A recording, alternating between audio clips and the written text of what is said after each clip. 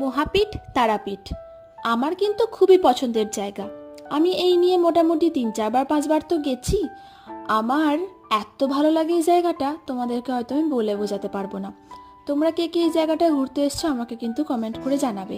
সকাল সকাল স্নান করেছিলাম ঠিকই, কিন্তু আমাদের বেরোতে দুপুর 12টা হয়ে গেছিলো। তারপরে ওখানে গিয়ে আমরা লাইন টাইন দিয়ে তারপরে মায়ের মন্দিরের সামনে একদম চলে এসেছি, আর কৌশিকদা আমাদের সাথে করে নিয়ে এসেছিলো। যাই হোক, এই যে মায়ের চরণ, তোমরা অবশ্যই মায়ের চরণে একটু প্রণাম করে নাও। আর এই হচ্ছে মা, মায়ের এই মুখটা দেখতে এক আলাদাই একটা শান্তি।